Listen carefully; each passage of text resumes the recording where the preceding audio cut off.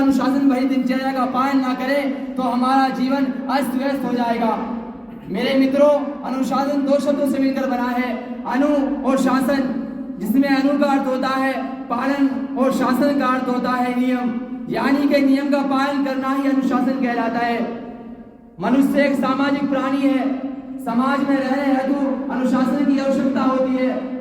अनुशासन ही इंसान की सफलता की सीढ़ी है, जिसके सहारे हम कोई भी मंजिल प्राप्त कर सकते हैं।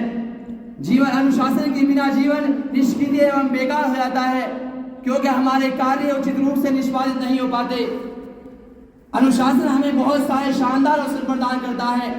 आगे बढ़ने का सही तरीका, जीवन में नहीं कम समय में अधिक अनुभव करने आदि। जबकि अनुशासनहीनता के कारण कोई शांति और प्रगति नहीं होती और बहुत सारी कठिनाइयों का सामना करना पड़ता है और जीवन में केवल निराशा ही हाथ लगती है। इसलिए हमें अपने जीवन को अनुशासित बनाए रखने हेतु हर संभव प्रयास करना चाहिए।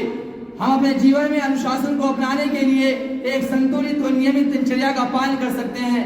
व्यर्थ कार्यों से दूर रहना, कार्यों को समय पर उनके अच्छे तरीके से अदा करना, माता पिता, गुरुजनों और शिक्षकों के साथ अच्छी तरह से व्यवहार करना, एक दूसरे की सहायता करना, मन लगाकर पढ़ाई करना आदि ऐसी चीजें हैं जिन्हें अपनाकर और इनके प्रति वचनबद्ध होकर हम अपने जीवन को उज्जवल बना सकते हैं। चांद या सूर्य का सही समय पर उदय होना, सही समय पर अस्त होना, मौसमों और ऋतुओं का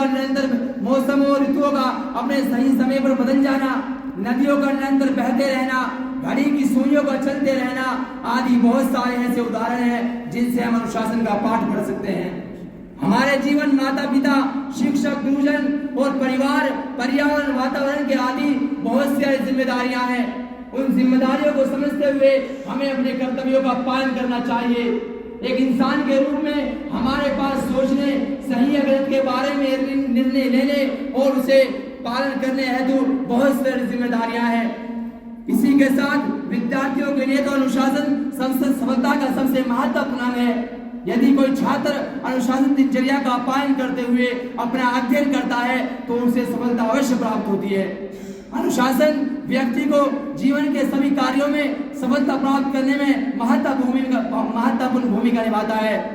माता पिता को अपने बच्चे का पहला शिक्षक माना जाता है।